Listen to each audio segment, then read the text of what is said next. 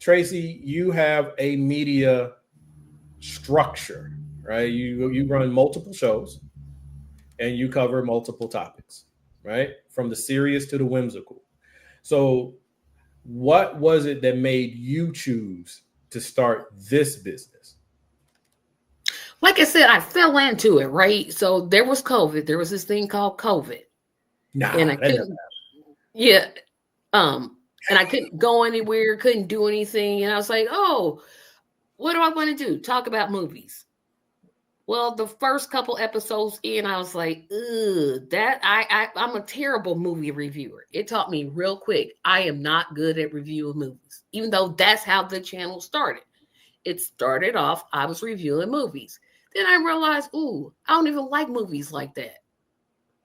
So what do I talk about now? I was like, politics. It just kind of fell into that. And so I started off with Mondays with Tracy, I think the show was called. And then it kind of like progressed, right? I realized, oh, well, I could really do this. I could really talk about politics. I could really talk about well, I don't even like the word progressive because I feel like it's been like kidnapped. But then I was like, oh, I could really talk about leftist politics and leftist issues. And then I realized, oh, I'm not really good by myself. Why don't I bring on other people? And so I kind of walked into where it is now. So I didn't start off thinking, oh, I want a business. But then once I started StreamYard and I realized, oh, I need lights and lights aren't cheap and I'm going to need some help. Let me write down what it is I want to do. Let me think about this and be pragmatic in terms of what it is I'm asking my audience to do. So I kind of walked into it. I did not think, oh, start a business. That's not where I was thinking. But now I'm thinking, okay, this is a business. How do I engage my Patreons? Although none of them exist, but that's okay. How do I engage Patreons? Because I'm not selling out to corporate. That's just not, corporate people aren't going to come to my channel. They just aren't, unless they're trolling me. So I kind of walked into it. I kind of fell into where it is that I'm at now. I started off reviewing movies, realized, ooh, you're terrible at this.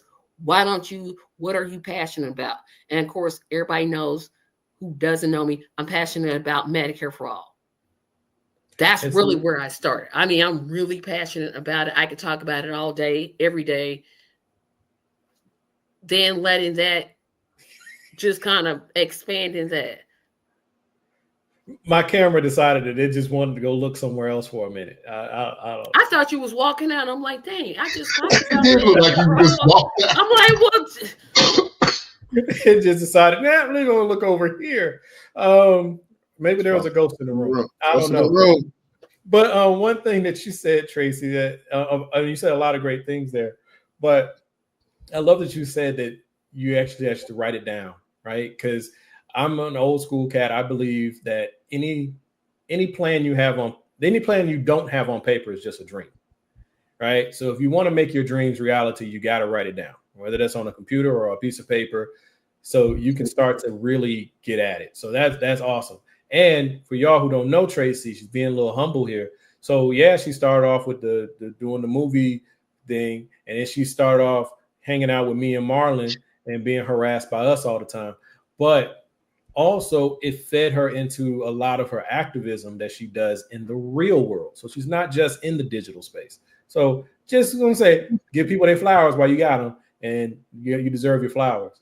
So, hey, Marlon, so you have your brand, right? So what was it that led you to walk in this crowded space? Well, just taking off of my sister Tracy, it was this thing called COVID.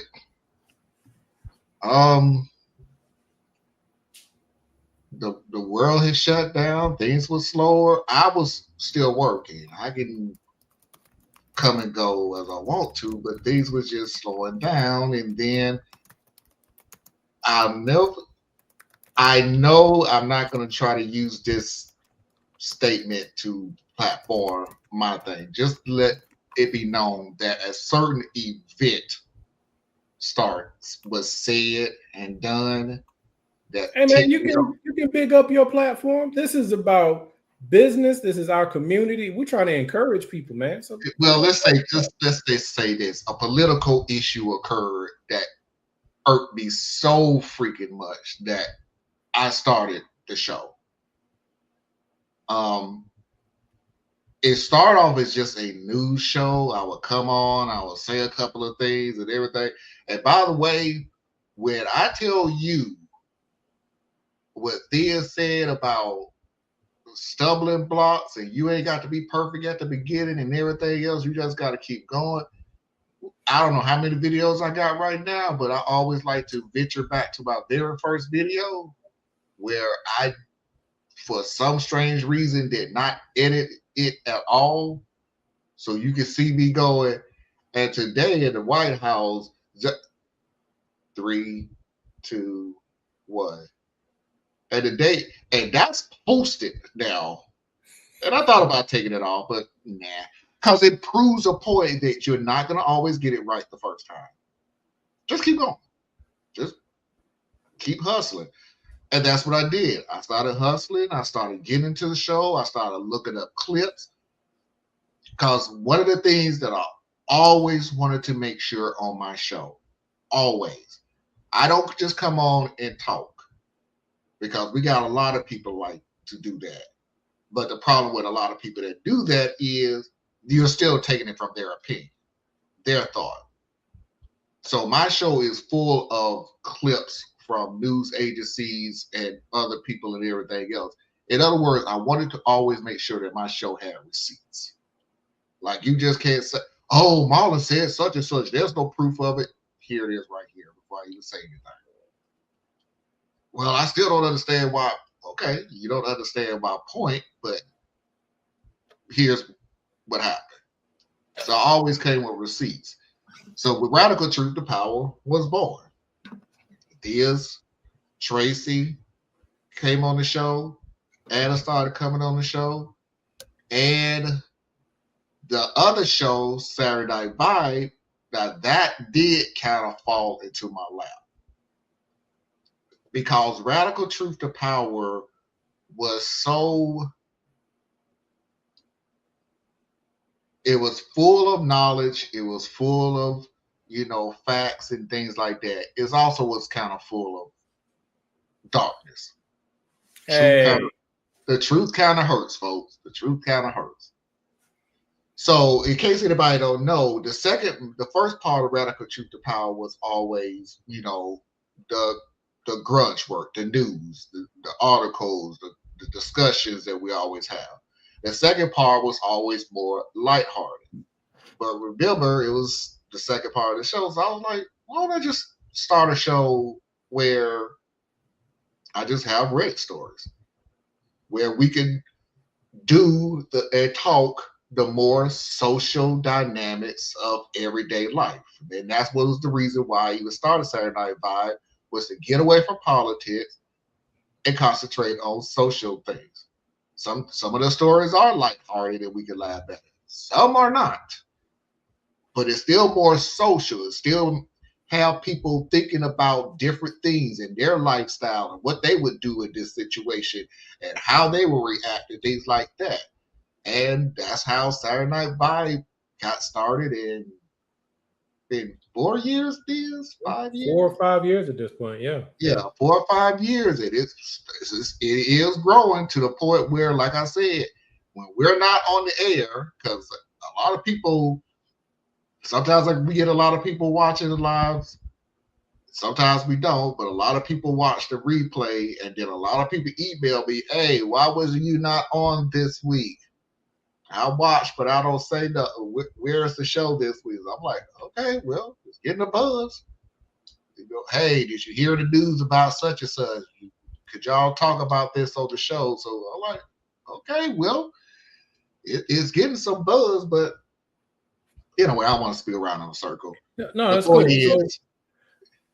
No, go ahead, make your point. I'm gonna transition to Antoine. Let him get his word in. The point is, it was just I wanted to make sure that I just threw my hat in the ring, and kind of worked out. So there you go. Cool. So, Brother Antoine, we're gonna toss it to you, family. So, how did you land on the business that you're in? And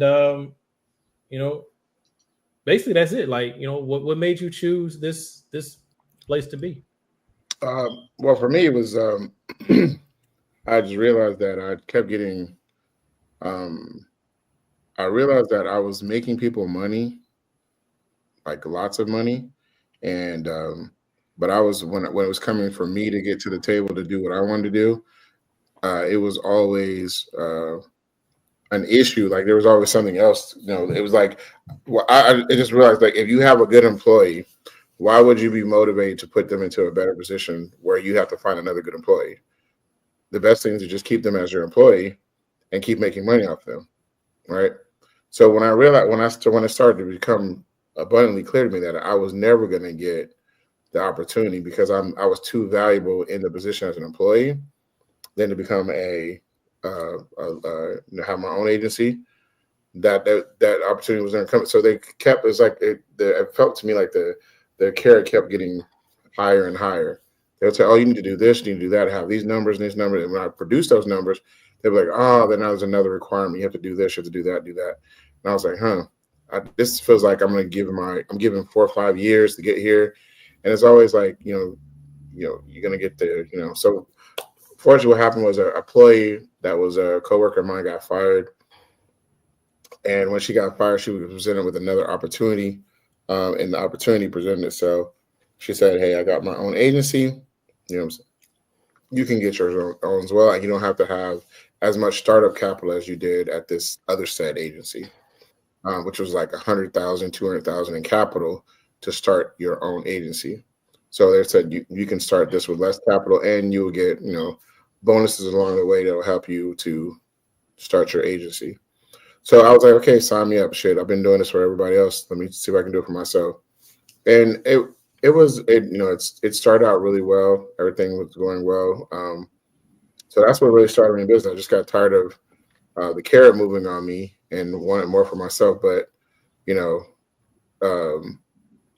in hindsight, though, I still made a decision, probably with not enough information, just the gumption to know that I can produce myself. But I also have to understand, like, without the structure that a corporation has or something like that, you have to be able to create your own structure for yourself. So like I said, like I spoke before, you'll find really quickly what your weaknesses are and what you have to strengthen up. And time management was a key one for mine. Production, I never had a problem with production. I could always produce, but like when you have your own schedule and you have your own autonomy, that's the double-edged sword, because you can be like, "Oh, I can do what I want to do. Stroll social media for 2 hours if I want to. I could watch, listen to the news. I can do this. I can do that. I can do that." And then you realize, like, "Oh shit, I haven't got nothing done today." Or then you go on a conversation call with somebody for an hour and a half, 2 hours, and you're like, "Oh shit, I still haven't." Oh, sorry, I haven't. Then you realize, like, I haven't done my service for my other customers, or I haven't done this. Or I need to talk to underwriting. I need to talk to service, budget, but talk to billing and stuff like that. So these are all things that you realize really quickly, like, you have to stay on top of what you are doing. Having a day for just marketing, having a day for prospecting, having a day for interviews, having a day for whatever. So that really quickly became like I had to understand that really quickly, and it creeps on you, like, okay, the tell is your bank account. Because if you all of a sudden you done went through your month and you think you're doing what you need to do, and then all of a sudden your bank account is like, "Hey, there's nothing in here," you're like, "Oh snap, I need to get my stuff together," and then you start driving your business. That's what kind of happens. I think that's a super important thing, and I'm going to bring you right back to something here, Antoine. That's why I'm cutting in. But I want to hit this point, and I plan on having some content for you guys that will go into some of these things a little bit more in depth, where we'll talk about, the difference between being really good at your job and being good at running a business. Right. Right. Oftentimes what you'll find is that you have a particular talent, you have a particular skill, which is why you want to start whatever the business that you're in, right? That's your interest, that's your passion. But part of this journey of self-discovery is quickly finding out that in order for your business to truly be successful, you're going to have to step back from that thing that you feel most passionate and comfortable with, right? Because if you want your business to continue to flourish and grow, okay, so like Antoine is in insurance and financial planning and financial services. He's really good at selling. He can sell. Okay, great. But if you spend all your energy selling, who's making sure that your client base is retained, right? Who's making sure that your taxes are allocated for, so you're not just spending up all the money? Who's making sure that you've already planned for, okay, well, I know historically that once you get into July and August, that's a good time for selling this particular type of insurance. But once you hit September, you fall off a cliff, right? You have to be able to plan ahead for these things. I just want to put that out there because it's similar to when we were talking about like Tracy and Marlon, who are much more into the political space. They have to know, okay, well, am I going to get locked down trying to chase the newest story or trying to find the newest fun thing to say? But am I even putting my product where people can see it? Am I managing my traffic? What type of content are people actually paying attention to versus what I want to give them, right? So this is part of the maturation that comes with having a business. But I wanted to interject myself real quick just to hit on those things because all three of them kind of brought it out. Like you said, though, like what you're talking about, like in all three of our businesses, right? It's very important to know what your market segmentation is. Also know your market penetration. You gotta know your numbers. If you're on a, you have a podcast or you're doing it, you have to know what your customer engagement. How far are you getting? How are you getting? Where are they coming from? What are they looking at? What are they connecting with? All that's important. It's important in anybody's business. You have to know your market. The more you know your market and know more about what their needs are, the better you are, because you're providing something for them. Like all of us are trying to provide entertainment for somebody, right? You guys are trying to provide entertainment for the political field, and Tracy's got movies and all that kind of stuff like that. I'm trying to provide a service in the financial field to solve an issue or solve a problem. So, but understanding all that is key and very important. But understanding your numbers is so key. I know we've all been in marketing meetings or meetings at corporate. And we're like, here we go about the numbers again. I don't give a dang about these numbers. But those numbers are important. It's telling you how effective your work is. You just work and just be working,